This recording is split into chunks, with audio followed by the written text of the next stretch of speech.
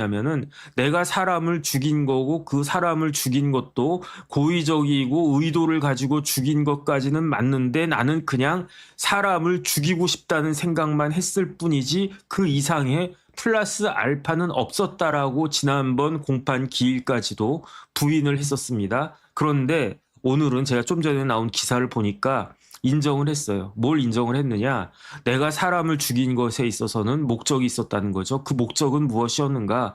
강간의 목적이 있었다는 거예요. 그래가지고 이 사건이 애당초 그 경찰이 검찰한테 송치할 때에는 단순 살인 사건죄로만 송치를 했었는데 그 이후에 검찰이 이것저것 같은 것들을 다 밝힌 다음에 그 죄명을 그 단순 살인죄에서 강간 살인죄로 변경해가지고 기소하지 않았습니까? 그 상황에서 강간 살인죄로 지금 재판이 진행되고 있었는데 지난번 공판 기일까지는 장윤기가 아니다, 그거는 검사님들이 착각한 거고 오히려 검사들이 프레임 씌우는 거다 뭐 이렇게 이야기했겠습니까? 뭐 그랬을 수도 있죠. 나는 그 강간의 목적이 없었다 이렇게 뻔뻔하게 계속 주장을 했었는데 근데 그럼에도 불구하고 지금 모든 것들 그 다음에 사회적인 분위기가 너무 험악하게 막 그렇게 그 돌아가고 있으니까 그러니까 장윤기가 그 강간 살인죄를 인정할 수밖에 없지 않았던 것이 아닌가. 저는 그런 생각이 듭니다. 그래서 강간 살인죄로 어떻게 인정이 됐다고 그랬습니까? 이거는 세 가지가 있었는데 세 가지 다 검찰이 밝힌 거예요. 검찰이 뭘 밝혔느냐?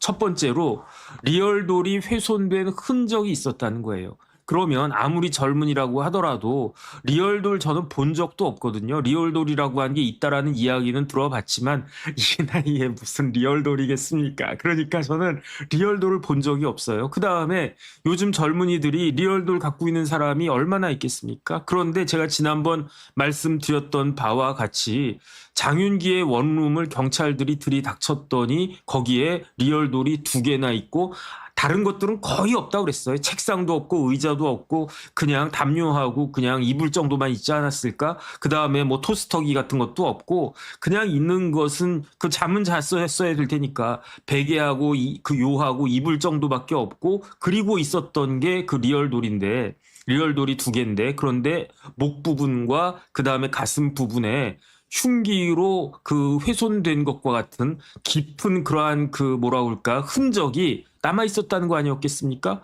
그것만 봐도 뭘 생각할 수 있느냐?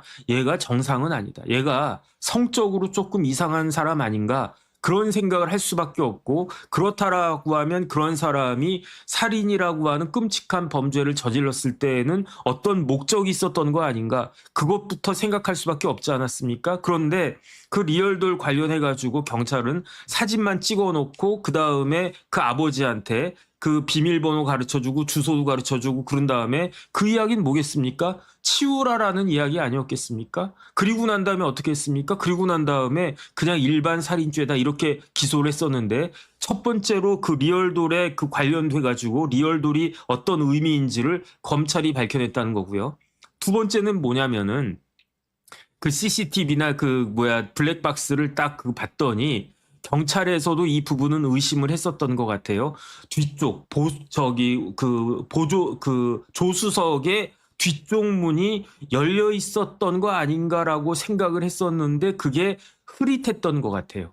그런데 그래가지고 에이 뭐 설마 열렸겠어라고 그냥 치부하고 넘어갔었는데 검찰에서는 그거를 확대도 해보고 그다음에 요즘 기술이 좋으니까 이런 부분들 보정을 하면 조금 더 선명하게 더 크게 그 화면을 볼 수 있지 않습니까? 검찰에서 그걸 했다는 거예요. 그래가지고 범행이 일어났을 때 그때 찍힌 사진을 보니까 그러니까 조수석 뒤쪽 문이 열려 있었고 그 다음에 그 조수석 뒤쪽 문 쪽에 뭐가 있었다는 이야기입니까? 피가 묻어 있었다는 거잖아요. 혈흔이 묻어 있었다는 거잖아요. 그런데 그 피가 누구 피였다? 피해자의 혈흔이 묻어 있었다는 거죠. 그러니까 이건 또 뭐지 이상하다 해가지고 그래가지고 장윤기를 추궁을 했더니 아니나 다를까 장윤기가 무려 15분 동안이나 그 피해자 이채원 양을 졸졸졸졸졸졸 쫓아가는 거예요. 뭘로? 차를 타고 저기 그 내 그 타겟이 있다.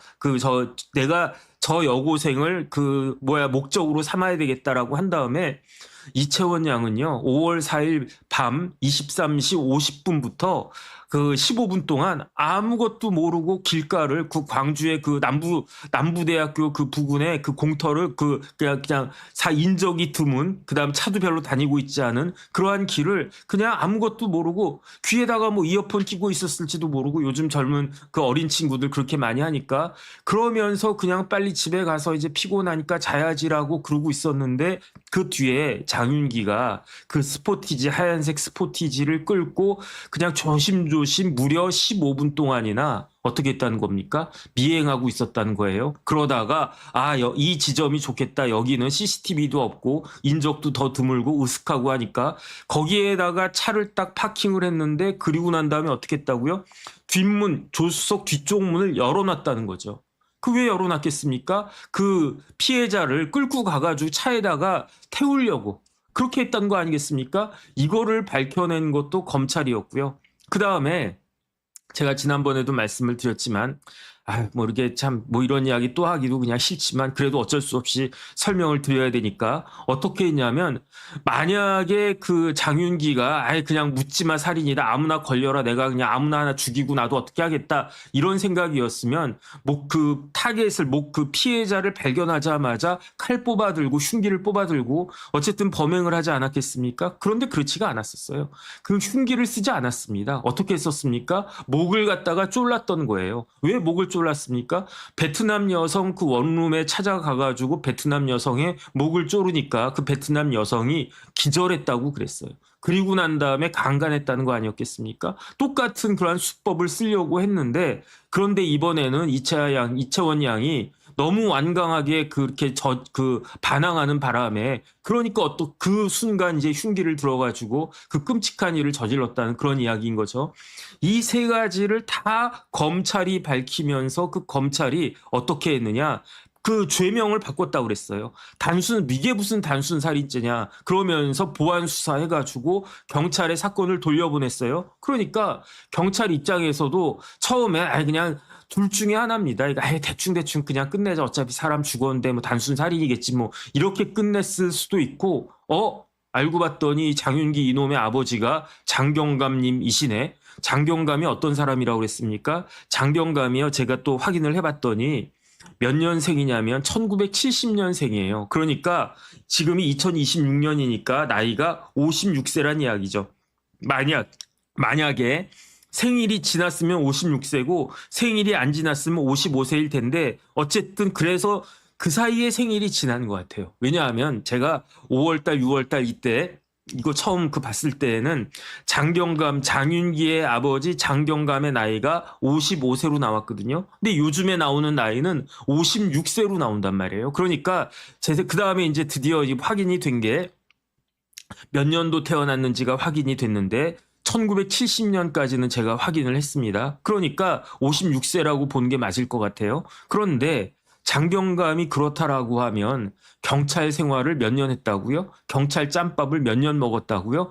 제 생각에 30년까지는 안 된 것 같아요. 왜냐하면 26살에 경찰이 됐으면 30년이 됐을 텐데 26살은 아니었겠지. 28살, 29살 이 정도에 입직하지 않았을까 싶으니까. 그러니까 거의 30년 가까이 경찰을 했다는 이야기인 거고, 그 다음에 더 중요한 거는 작년 3월까지 광산경찰서 산하 지구대에서 근무하다가 지금 경찰서를 광주에 있는 광산경찰서 이외에 다른 경찰서로 옮겨서 거기서 경감하고 있다는 겁니다. 그렇다라고 하면 뭡니까? 지금 이 사건을 수사하고 있는 경찰서가 광주의 광산경찰서인데 작년 초까지 이 장경감이 근무했다는 거예요. 그렇다라고 하면 광주 광산경찰서에 장경감하고 잘 아는 사람들이 우글우글 하다는 거 아니겠습니까? 그러니까 광산경찰서의 그 수사팀에서 딱 봤더니 장윤기 멀쩡하게 멀끔하게 잘생겼네. 잘생긴 놈이, 나이도 어린 놈이 이런 짓을 해? 라고 하면서 이렇게 하려고 딱 했다가 봤더니 근데 누구랑 많이 닮은 것 같아? 혹시 해서 봤더니 역시 장경감 아들이네.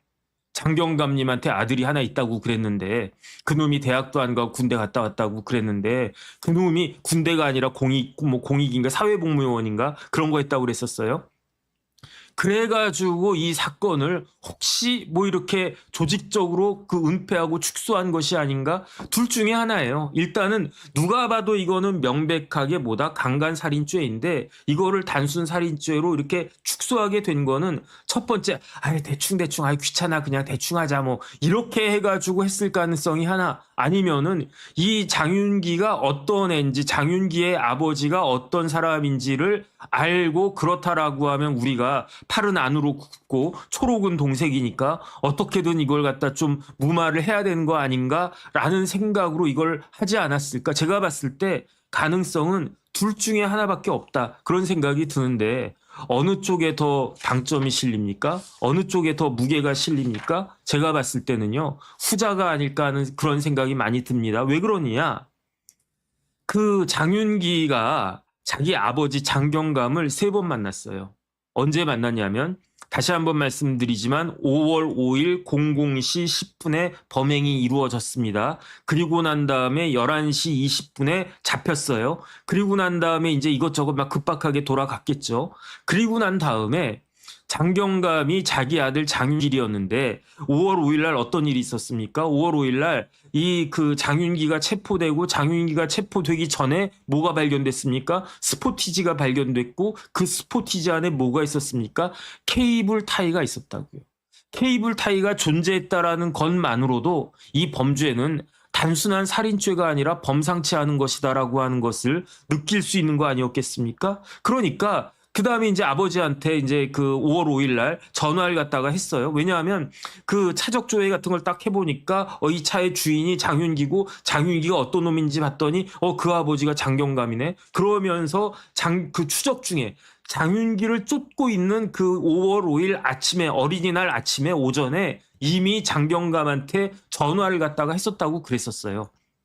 그리고 난 다음에 이제 잡혔죠. 잡히고 난 다음에 장윤기하고 장경감하고 처음으로 만난 게 언제냐면은 그게 5월 6일이었어요. 5월 6일이었는데 그 5월 6일은 장윤기에 대해서 구속영장이 청구가 됐던 그 시점이었습니다. 그러니까 장윤기하고 장경감하고 이런저런 이야기를 했겠죠. 그 다음에 장경감은 경찰이었어요. 그 다음에 수사해본 그런 수사의 경력이 있는 경험이 많은 그런 경찰이니까 이때는 장경감이 자기 아들을 피의자 대하듯이 취조했을 거라고 전 생각합니다. 너 왜 그랬어? 어디다 했어? 중요한 그 증거물들 어떻게 했어? 제일 중요한 건 핸드폰이니까 핸드폰 어디에다가 버렸어? 영상각 밑에 어떤 다리 밑에 버렸습니다. 이런 정보를 처음으로 직접적으로 페이스 투 페이스로 자기 아들 만나가지고 획득한 날짜가 5월 6일이었고요. 그 다음에 더 중요한 건 뭐냐면 5월 6일 날 아들을 만났는데 장경감이 5월 8일에 또 만나요. 5월 8일에 왜 또 만나겠습니까? 5월 6일 날 만났으면 웬만한 이야기는 다 들었을 텐데 일반적인 사람이라고 하면 아이고 어떡하냐 내 새끼가 저런 끔찍한 일을 저지르다니 아유 내가 애를 갖다가 잘못 키웠구나 그러면서 어떡하나 내가 저 피해자 부모님들 가족 얼굴을 어떻게 보나 내가 주위엔 사람들한테 다 알려줬을 텐데 진짜 더군다나 이제 뭐 우리 동료들 다 경찰서에 있는 사람들인데 어떡하나 그러면서 저 같으면 식음 전폐하고 진짜 그냥 하늘이 무너진 것과 같은 그러한 마음이 들었을 텐데 장경감은 그러지 않았어요. 어떻게 했습니까? 장경감은 일단 뭐부터 받았습니까? 자동차부터 받았어요. 제일 중요한 그 단서가 되는 게 두 가지라고 볼 수 있는데 첫 번째는 핸드폰이고요. 두 번째는 자동차 아니었습니까? 그 자동차 안에 이것저것 막 이런 거 저런 것들이 다 있었을 거 아니에요. 그게 그 대표적인 게 뭐였습니까? 케이블 타이. 또 뭐가 있었습니까? 블랙박스. 이런 게 있는 게 어디였냐면 자동차니까. 물론 제일 그 중요한 그 단서는요. 제일 중요한 증거물은 핸드폰이에요. 왜냐하면 핸드폰은 나보다도 더 나를 잘 알고 나보다도 더 나를 정확하게 아는 그런 기계가 그게 요즘 같은 경우에 핸드폰이니까 핸드폰이 제일 중요하고 그러니까 장경감 어떻게 했습니까? 핸드폰을 4개나 어떻게 했다고요? 그냥 부신 것도 아니고 불태워버렸다고요.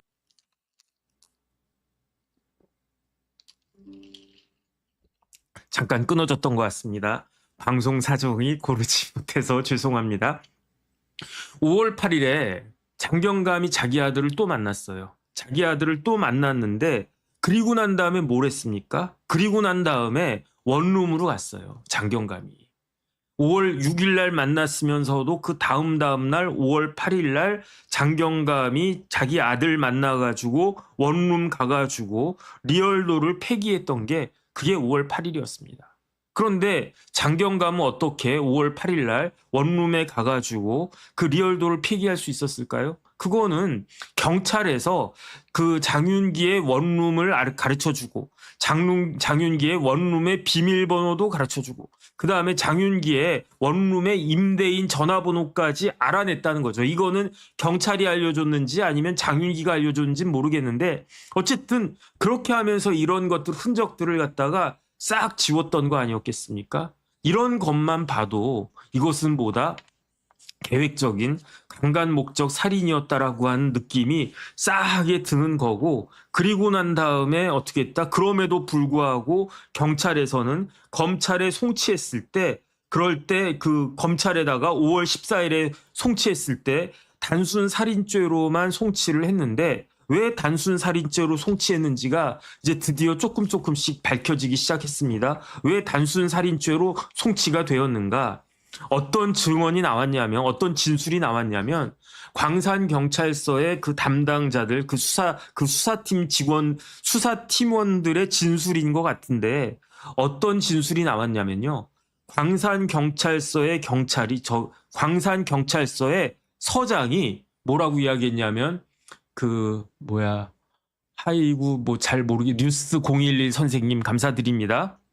뭐라고 진술했냐면, 5월 5일이었을 것 같아요. 제가 봤을 때. 5월 5일 압수수색 당시에 우리 서장님이 광주 광산경찰서의 서장님이 현장 인근에 있으면서 어떻게 했다? 현장을 진두지휘했다라고 하는 진술이 나왔다는 거예요. 제가 신문 기사를 갖다가 보니까. 그 다음에 더 심각한 거는 그 리얼도를 압수하지 않고, 그러니까 어떻게 했을 거냐면, 이거는 제 생각인데 약간 시간적으로 이게 좀 틀릴 수도 있겠지만 제 생각으로는 이렇게 됐었을 것 같습니다. 5월 5일 날 그 살인 사건이 발생을 하고, 그리고 난 다음에 제일 먼저 발견된 거는 하얀색 스포티지였을 거예요. 아, 이게 저 범인이 타고 다니던 차였나 보다. 그 다음에 차적 조회하고 보니까 범인이 이제 특정이 됐다는 거죠. 그리고 난 다음에 장경감한테 연락을 갖다 했을 거고, 그 다음에 11시 20분에 장윤기를 갖다 검거하고, 장윤기 검거한 다음에 장윤기의 숙소가 어딘지 물어봐가지고 추궁해가지고 제가 사는 원룸이 저기입니다. 비밀번호 여기입니다라고 하는 것을 아마 알아냈었을 것 같고, 당일날 5월 5일 날. 그리고 난 다음에 경찰이 원룸으로 급파돼서 가봤더니 그 원룸이 휑해가지고 썰렁해가지고 으시시해가지고 그 안에 리얼돌 2개가 있는데 그 리얼돌도 아주 심각하게 훼손된 리얼돌 2개가 있었다라고 하는 것을 다 발견하고 이랬었던 건데, 그런데 그날 압수수색 당시에 경찰서장님이 현장 인근에 있으면서 그러면서 현장을 진두지휘했다는 거예요. 이게 조금 이상하지 않습니까? 왜냐하면 일단은 뭐가 있습니까? 수사팀장이 있었어요. 수사팀장은 계급이 뭐였습니까? 경감이었어요. 보직은 뭐였습니까? 강력팀장이었어요. 강력팀장인 경감이 현장을 지휘하고 이 사람이 하는 거는 지극히 당연한 거예요. 그런데 이 강력팀장 위에 누가 있었습니까? 경감 위에 누가 있냐면요. 경정이 있어요. 경정은 이제 5급인데 경정이 경찰서의 수사과장이거든요. 그러면은 경감 위에 경정이 있고 경정 위에 수사과장 위에 누가 있냐면 경찰서장이 있는 거거든요. 경찰서장은 일반적으로 총경인데 광산 경찰서는 굉장히 큰 경찰서인가 봐요. 그러니까 지금 뭐 송파 경찰서나 강서 경찰서나 이렇게 큰 경찰서는 커버해야 될 그 범위가 넓은 그러한 경찰서는 총경이 아니라 경찰의 꽃이라고 할 수 있는 경무관이 경찰서장 한 경우도 이제는 조금씩 늘어나고 있거든요. 그런데 광주의 광산경찰서장도 경무관이었다는 이야기죠. 그러면 총경도 아니고 경무관 경찰서장이 아무리 이게 그 중요한 사건이라고 하더라도 현장에 직접 나가가지고 진두지휘할 만큼 그렇게 하는 것은 굉장히 이례적인 거 아니었겠습니까? 그 다음에 어쨌든 현장의 진두지휘에서 다 현장 경영이라고 할까, 뭐 현장 수사라고 할까, 어쨌든 그런 현장 지휘를 딱 했었기 때문에 이 경찰서장은 뭘 알고 있었냐면 다 알고 있었던 거예요. 보고받는 게 아니라 아마 직접적으로 봤을 수도 있어요. 뭘 알았냐면 리얼돌이 있다라고 한 것을 알고 있었을 거고요. 그런데 그 리얼돌을 당시 경찰이 자기 부하들이 압수하지 않았다라고 한 걸 알고 있었던 거고요. 그리고 난 다음에 며칠 뒤에 5월 8일에 장윤기의 아버지 장경감이 그 리얼돌을 폐기하도록 방치한 것도 이 경찰서장은 알고 있었다는 거죠. 이런 진술이 광산 경찰서장의 부하들, 광산 경찰서 수사관들의 진술에 따르면 서장님도 알고 있었다는 이야기예요. 그 다음에 더 황당한 이야기는 뭐냐면은 광산 경찰서장이 강간살인죄가 적용되지 못하도록 그렇게 지휘했다라고 하는 진술도 나왔다는 거예요. 그러니까 왜 경찰이 5월 14일에 검찰에 송치를 갖다가 하면서 그러면서 왜 강간살인죄가 아닌 단순 살인죄로 송치했는지 여기에 그 실마리가 나오는 것 같아요. 왜 실마리가 나오느냐? 서장님이 강간살인죄 적용하지 말라고 그렇게 지휘했다는 거 아니었겠습니까? 그러니까 아마 밑에 있는 경찰들도 담당 경찰들도 이거는 강간살인죄 아닌가? 케이블 타이도 나오고 뭐 리얼돌도 있고 그다음에 뭐 이것저것 그때는 그 스포티지 뒷좌석이 열린 것까지는 잘 몰랐을 건데 그다음에 또 뭘 알았습니까? 베트남 여성 강간한 거 이미 다 여청계에서 수사하고 있었다. 수사가 시작이 되고 있었다라고 하니까 이런 것들 종합하면은 뭐 우리는 어쨌든 강간살인죄로 송치할 테니까 검찰이 알아서 이거를 살인죄를 그냥 일반 살인죄로 빼든 말든 그거는 검찰이 알아서 해라. 이렇게 하는 게 정상적인 업무 처리인데 이게 왜 강간살인죄가 아니고 일반 살인죄가 됐느냐.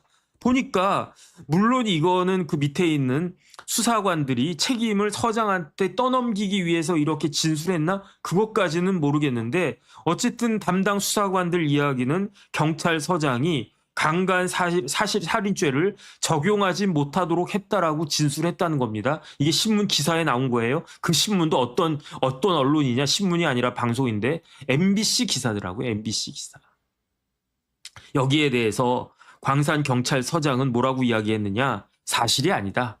이게 살인사건이고 끔찍한 살인사건이라서 내가 현장에 간 거는 사실이에요. 현장에 간 거는 사실이래요. 하지만은 장윤기가 체포가 되는 것을 보고 경찰서로 복귀했다. 그런데 중대한 사건이 발생했는데 경찰서장이 직접 나가서 현장 지휘하는 게 보고 확인하는 게 더 바람직한 거 아니냐? 이런 식의 변명을 하는데 누구 말이 더 정확한 것인지는 이제 수사해 보면 나올 것 같다는 생각이 들고요. 그 다음에 강간살인죄를 적용하지 못하겠다는 것도 이 경찰서장은 부인하고 있는데 어떻게 부인하고 있냐면은 형사과장의 보고를 받았을 뿐이다. 그러니까 이게 일반 살인죄로 송치된 것에 대해서 네 책임이냐 내 책임이냐 세 명이서 지금 핑퐁하고 있는 거예요. 담당 수사팀에서는 서장한테 핑퐁을 하고 서장님이 그렇게 막았어요. 서장님이 지시했어요. 이렇게 이야기하는 거고 경찰서장은 또 누구한테 핑퐁을 하느냐 형사과장한테 또 핑퐁하는 거예요. 형사과장이 보고를 했다는 거예요. 어떻게 보고를 했냐면 정황 증거만으로 강간살인죄를 적용하기는 어렵고 그 다음에 구속기간이 얼마 남지 않아가지고 일반 살인으로 송치하겠다라고 형사과장이 이야기하길래 그래 그러면 네가 알아서 해라 뭐 네 말대로 해라 이렇게 했을 뿐이지 내가 적극적으로 그 강간살인죄가 안 된다고 막은 적은 없다라고 경찰서장은 주장하는데 누구 말이 맞을지는 이제 조금 더 이제 수사해보고 조사하면 다 나오겠죠. 그런데 제가 이상하다는 생각이 들었어요. 어떤 생각이 들었냐면 제가 이 사진을 보여드리겠습니다. 이 사진이 뭐냐면요. 한번 들어가 보세요. 광주의 광산경찰서 홈페이지 사이트 딱 들어가 보면 거기에 소개마당이라고 있습니다. 이 소개마당을 쭉 보면은 대개 어떤 경찰서든지 그 경찰서 사이트에 딱 들어가면 저렇게 정복 입은 사람이 딱 나와가지고 안녕하십니까. 우리 광산경찰서를 방문해 주셔서 감사합니다. 우리 광산경찰서는 뭐 시민의 지팡이가 되도록 열심히 불철주야 노력하겠습니다. 인사말이 나온단 말이에요. 그래가지고 그래서 저는요, 경찰서장이 저분인 줄 알았어요. 그래가지고 날카롭게 생겼는데, 그런데 왜 일을 갖다 이렇게 했나? 그 다음에 저 이름을 갖다가 조금만 확대해서 보면 어떻게 되어 있냐면, 광주 광산경찰서장 김만수라고 딱 되어 있어요. 그래서 김만수라고 하는 사람이 그 광주 광산경찰서장이겠구나라고 생각을 했는데, 그런데 일반적인 신문 기사하고 비교해 보니까 달라요. 지금 광주 광산경찰서장은 어떻게 되어 있냐면 대기발령 나왔거든요. 광주 광산경찰서장은 지금 피의자로 입건이 됐습니다. 혐의는 뭐냐면 세 가지인데, 공무상 비밀누설죄, 증거인멸죄, 증거인멸 방조죄, 이 세 가지 혐의로 피의자 입건됐어요. 그 밑에 있는 형사과장도 경정이라고 말씀드리지 않았습니까? 5급. 그래가지고 그 형사과장까지도 해가지고 지금 광산경찰서는요, 폭격 맞았습니다. 왜 폭격 맞았냐면, 누구누구, 4명이나 지금 입건이 됐어요. 피의자로 입건이 됐습니다. 그래가지고 누구 입건이 됐냐면, 경찰서장 입건됐죠. 그 다음에 경찰서의 넘버 2라고 할 수 있는 형사과장 그 피의자로 입건됐죠. 그 다음에 수사팀장이었던 강력팀장 박경감은 입건된 정도가 아니라 피의자 된 정도가 아니라 구속까지 됐죠. 그 다음에 그 밑에 있는 실무를 담당하고 있었던, 현실적으로 이걸 갖다 막 하고 있었던, 그 수사를 담당하고 있던 강력팀의 경사까지도 지금 4명이 피의자로 입건이 됐다는 그런 이야기입니다. 근데 저는 저걸 보니까 저기에 보세요. 자세히 보세요. 광주 광산경찰서장 김만수 이렇게 딱 되어 있잖아요. 그래서 저는 광산경찰서장이 김만수 그 경무관인가 보다라고 생각하면서, 그러면서 김만수가 누구야 이렇게 막 찾아봤더니 경찰대 출신의 이제 경무관 승진한 엘리트 경찰이더라고요. 그런데 기사가 달라요. 분명히 지금 전 아직도 이해가 안 되는데, 광산경찰서 홈페이지에는 김만수 씨가 서장으로 되어 있는데, 신문 기사를 찾아보면요, 지금 광산경찰서장은 김만수가 아니고 김철우 경무관이라는 거예요. 김철우 경무관. 그러니까 쉽게 말하면은 저 사람이 광산경찰서장이 아닌데, 지금 같은 시점에 왜 저 사람이 자기 얼굴이 광산경찰서장으로 올라가가지고 의혹을 사고 비난을 받고 혹시 오해를 사려고 하는가? 저는 그게 이해가 되지 않아요. 근데 지금 제가 여러 차례 확인을 해보니까 광산경찰서장은 김철우 경무관이 맞습니다. 그래서 제가 찾아봤거든요. 김철우 경무관이 어떤 사람인가 봤더니 1968년생이던데 아마 빠른 68년생인 것 같아요. 전라남도 담양에서 태어나가지고 고등학교는 광주에서 나왔어요. 광주의 대동고등학교를 졸업하고 86학번입니다. 경찰대 6기예요. 그러니까 저하고 중학교, 고등학교, 대학교 다 학교는 다르지만 동기였다는 이야기예요. 근데 저는 67년생이고 김철우 경무관은 68년생이고, 그러니까 저는 빠른 68이라고 추정을 하는 거예요. 경찰대 6기입니다. 경찰대 6기. 그런데 커리어가 이것저것 나와 있는 여기저기 이제 기사나 뭐 이런 경찰서장 부임하면 프로필 같은 게 이제 딱 나오지 않습니까? 뭐 광주일보 뭐 이런 데를 딱 보면은 이번에 뭐 어디야 광산경찰서장으로 김철우 경무관이 오셨는데, 김철우 경무관은 1968년 담양생이고 광주의 대동고등학교 나오고 경찰대 6기로 졸업한 다음에 1990년에 경찰로 입직해가지고 쭉 이러다가 어디에서 근무했다, 이런 게 쫙 나와요. 그러니까 경찰서장 하는 데까지 다 나와요. 그래가지고 제가 김철우 경무관이 경찰서장 했다라고 하는 여러 가지 기사들을 다 이렇게 이제 파편적인 것들을 모아가지고 종합을 해보니까, 이 김철우 경무관은 그 경찰 생활을 2군데서 했어요. 광주 아니면은 인천에서 했어요. 보니까 광주 경찰청의 수사과장도 했었고요. 그 다음에 광주에 장흥이라고 있지 않습니까? 장흥 경찰서장도 했었고요. 그 다음에 인천 경찰청의 여청과장이 그 여성 청소년 과장, 그 다음에 인천의 연수경찰서장, 계양경찰서장, 그리고 남동경찰서장, 그리고 인천경찰청의 수사과장. 그 다음에 2014년에 총경으로 경찰의 아주 뭐 꽃이라고 할 수 있는 경찰의 꽃은 총경이고요. 이 총경이 그 김철호 경무관이 언제 됐냐면 2014년에 총경으로 승진을 했었어요. 그때가 아마 인천경찰청에 수사과장 하다가 총경이 된 다음에 인천경찰청에 수사과장 하다가 2021년에 그때 경찰의 꽃은 총경이고 경찰의 별은 경무관 아니겠습니까? 경무관 되면 완전히 또 이제 달라진다고 그러더라고요. 어쨌든 경무관 승진한 게 2021년. 그 총경으로 인천경찰청에 수사과장 하다가 경무관 승진했다는 거예요. 그 다음에 인천의 남동경찰서가 광산경찰서처럼 이렇게 큰 경찰서인가 봐요. 그래서 경무관 달고 부임한 데가 인천의 남동경찰서장으로 부임했다는 거고. 그리고 난 다음에 전라북도 경찰청에 수사부장하고 그리고 난 다음에 전라남도 경찰청에 수사부장하고 그리고 난 다음에 인천경찰청에 생활안전부장하고 그리고 작년 하반기에 광산경찰서장이 됐다는 이야기예요. 그러면은 근무한 데가 어디였습니까? 광주 아니면 전남 아니면 전북경찰청 수사부장 한 거 빼놓고는 인천이에요. 그러니까 여기에서만 쭉 근무했던 사람입니다. 그런데 고등학교 어디 나왔다고요? 광주의 대동고등학교 나왔다는 이야기. 지금 광주 대동고등학교가 얼마나 잘 나가는지 아시죠? 광주 대동고등학교 출신 지금 우리나라를 꽉 잡고 있는 두 사람이 있습니다. 누가 있습니까? 물론 대통령이나 이런 분들 빼고 그분은 너무 높은 분이니까. 대동고 출신이 2명 있는데요. 이 두 사람이 대학교 동기예요. 한 명은 누구냐면 송영길, 또 한 명은 누굽니까? 김용범.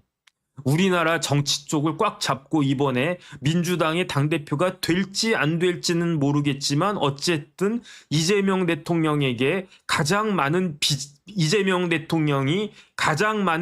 지고 있는 사람이 전 송영길 대표라고 생각하거든요. 그 송영길 대표가 광주의 대동고 나왔어요. 그 다음에 우리나라 경제를 좌지우지한 사람이 누굽니까? 원래대로 하면요. 구윤철 기재부 장관이어야 되는데 지금 구장관님 뭐하고 계시는지 아는 분 손 들어보세요. 저도 모르겠어요. 그런데 언론에 쫙쫙쫙 나온 사람 누굽니까? 그 사람이 바로 김용범 정책실장이잖아요. 김용범 정책실장이 송영길 전 대표하고 고등학교 동기예요. 어느 고등학교 동기냐? 광주 대동고 동기예요. 이야기 들어보니까 공부는 김용범 실장이 더 잘했대요. 김용범 실장이 항상 전교 1등 했대요. 그래가지고 서울대 경제학과 가고 송영길 대표는 연세대 경영학과 가고 김용범 실장은 자기 전공 따라가지고 행정고시 봐서 경제관료가 된 거고 그 다음에 송영길 대표는 학생운동하다가 사법시험 봐서 변호사가 된 거고 어쨌든 두 사람이 고등학교 절친이겠죠. 뭐 절친. 그러니까 요즘도 자주 만나는 것 같더만 신문에 보면 마치 두 사람이 아무것도 아닌 것처럼 그 고등학교 친구인데 그런데 그 고등학교 친구의 후배가 이 광주 대동고등학교 후배가 누구냐면 김철우 서장이라는 이야기예요. 제가 봤을 때. 물론 뭐 고등학교인데 뭐 나이 차이도 한 너댓 살 정도 차이가 나는 것 같고 그다음에 뭐 대학도 다르고 하니까 뭐 잘 알지 모를지는 모르겠는데 저 같으면 알겠어요. 왜냐하면 제가 경문고등학교, 대경문고등학교, 명문경문고등학교를 졸업했지만 저희 명문경문고등학교에도 경찰대 간 후배들 여러 명 있거든요. 그럼 저도 이제 경찰대 다니는 그 후배들 그 옛날 학교 다니거나 절 어렸을 때는 몰랐지만 지금은 이제 다 뭐 동문회 같은 거 하면 선배님 그러면서 저 찾아온단 말이에요. 저 누굽니다. 그러냐 너 몇 기냐? 몇 기입니다. 그래 뭐 하고 있냐? 경찰하고 있습니다. 그래? 그러면 뭐 경찰대 나왔냐? 그러면 네 경찰대 나왔습니다. 우리 후배 중에 경찰대 나온 후배가 있네. 그러면서 여기도 앞으로 잘해라. 우리 경문고등학교에서도 총경도 나오고 경무관도 나오고 치안감, 치안정감, 치안총감까지 꼭 되길 바란다. 그리고 그 마음 갖고 있단 말이죠. 그러면은 더군다나 저 같은 사람은 일개 변호사고 저는 이제 다 이제 살았다 이 생각을 하는데 물론 그 사회생활을 이제 많이 했다는 생각이 드는 거죠. 송영길 대표는 어떤 사람입니까? 대통령 꿈이 있는 사람이잖아요. 그러면 자기 고등학교 후배 중에 똘똘한 경찰 경무관 되고 아주 그냥 광주에 큰 경찰서장하고 그러면 챙겨야지 정상 아닌가? 어쨌든 저는 그런 생각이 드는 겁니다. 근데 중요한 건 뭐냐면 이 김철우 서장의 커리어를 갖다가 보니까 뭐가 제가 불러드릴게요. 광주경찰청의 수사과장이었습니다. 인천경찰청의 수사과장이었습니다. 그 다음에 전라북도 경찰청의 수사부장이었습니다. 그 다음에 전라남도 경찰청의 수사부장이었다고요. 제가 뭐에 방점을 찍었습니까? 수사에 방점을 찍었다고요. 검사는 거의 대부분 80% 이상을 수사하는 사람인데 경찰은 그렇지가 않아요. 경찰은 뭐 교통경찰도 있고 경비경찰도 있고 정보경찰도 있고 그리고 수사경찰도 있는 겁니다. 다 자기 주특기가 따로 있어요. 그런데 김철우 서장은 제가 봤을 때 수사에 빠삭한 사람 아니었겠습니까? 왜냐하면 경정 때 5급 경정 때 수사과장을 광주하고 인천청에서 수사과장을 했었어요. 그 다음에 경무관 달고 그러면 이제 경찰청의 부장이 되거든요. 수사부장이 되거든요. 수사부장을 어디서 했다는 이야기입니까? 전라북도청, 전라남도청.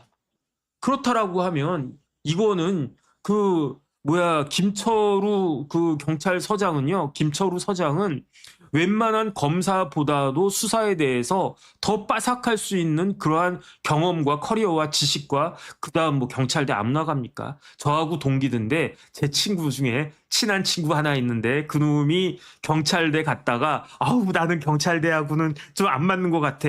그래가지고 재수해가지고 서울대 아주 그냥 아주 그냥 뭐 좋은 과, 과마다 어느 과가 좋고 어느 과가 나쁘고 뭐 그럴 수는 없지만 커트라인이 높은 과. 떡하니 합격했어요, 걔가.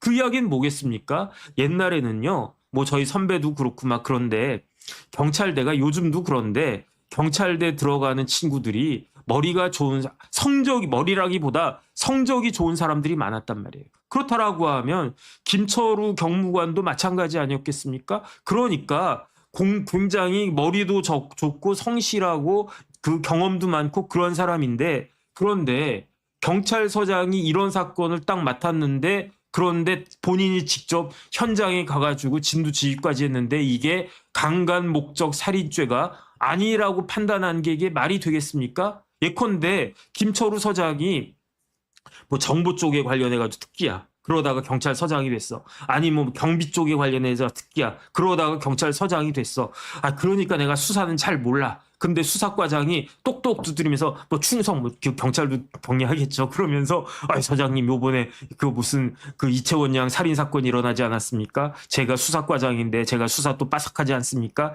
제가 봤더니 정황 증거만으로는 강간살인죄 적용하는 게 어려울 것 같고 그 다음에 구속기간도 얼마 남지 않았습니다. 그러니까 일반 살인죄로 송치하는 게 좋겠습니다. 그러면 저 같은 사람은 그래 알아서 내가 뭐 아냐? 네가 더 잘 알지. 네가 나보다 더 똑똑하니까 말만 내가 서장이지 당신이 서장이야 이러면서 그랬다라고 하면 제가 이해가 되겠는데 그런데 김철우 경무관은요. 제가 봤을 때 수사에 완전히 정통한 그런 경찰서장 아니었습니까?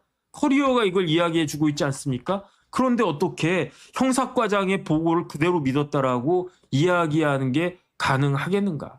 그러니까 저는 이상하다는 생각이 드는 거예요. 왜 이상하다는 생각이 드느냐? 제가 다시 한번 말씀드리겠습니다. 장윤기의 아버지는 70년생이었어요. 경찰서장은 68년생인데 67년생하고 똑같이 봐야 될 것 같아요. 그 다음에 형사과장 이름까지 나왔어요. 제가 더 이상 이야기는 안 하겠습니다. 형사과장은 경정인데 아마 나이 차이는 꽤 있을 것 같아요. 그런데 강력팀장은 경감이거든요. 그러니까 아마 제가 봤을 때 형사과장도 경찰대 출신이거나 또는 간부 후보생 출신 아닐까 그런 생각이 들어요. 그런데 강력팀장은 뭐 맨 밑에서부터 차곡차곡 올라간 사람이 아닌가 싶은데 그 강력팀장 구속된 박경감이 67년생입니다. 67년생. 그러니까 박경감하고 강력팀장하고 경찰서장하고 나이가 같아요. 계급은 차이가 많이 나지만 나이는 같아요. 그 다음에 여기에 드러나지 않는 사람이 있어요. 그 사람이 누굽니까? 장윤기의 큰아버지. 장윤기의 큰아버지가 있는데 그 큰아버지가 경정이라고 그랬어요. 총경이 안 됐다고 그랬어요. 그러면 장윤기의 큰아버지인데 장윤기의 아버지보다 크니까 큰아버지 아니겠습니까? 그런데 장윤기의 아버지가 70년생이면 장윤기의 큰아버지는 몇 년생이었겠습니까? 최소한 69년생, 68년생, 67년생 이 정도 되지 않을까요? 제가 봤을 때 6, 7년생 정도라고 볼 수 있지 않을까 하는 생각이 막 들어요. 왜냐하면 제 동생이 70년생이거든요. 그 다음에 옛날에 한 3살 정도 터울 나는 게 일반적이었으니까. 그런데 그러니까 60년대 후반에 태어난 경정이 장윤기의 큰아버지인데 그렇다라고 하면 그 장윤기의 큰아버지는 뭐였겠습니까? 제가 봤을 때 출신이 제 생각에는 경찰대 아니면 간부 후보생 출신 아닐까? 그렇다라고 하면 경찰서장하고 장윤기의 아버지보다 장윤기 아버지는요. 2025년 3월까지 광산경찰서에서 근무했다고 그랬어요. 그 밑에 지구대라고 했으니까 넓게 보면 다 광산경찰서지. 서장님 지휘를 받고 있는 그러한 위치에 있었는데 그런데 김 경무관이 부임한 것은 2025년 3월에는 없었어요. 2025년 하반기에 있었거든요. 그러니까 장경감하고 김 서장하고 같이 근무는 안 했었단 말이에요. 물론 장경감이 광주에서 계속 돌았으니까 그 다음에 뭐 김철우 그 경무관도 어디 있었다고 그랬습니까? 광주경찰청의 수사과장하고 그 다음에 전라남도 그 경찰청의 수사부장도 하고 장흥에서 경찰서장도 하고 뭐 그랬으니까 그 이전에 뭐 같이 근무했었을 그런 그 가능성도 상당히 있었을 것 같은데 그건 확인되지가 않습니다. 근데 저는요 오히려 장윤기의 큰아버지하고 그 경찰서장하고 뭔가 뭐 이렇게 그 인연이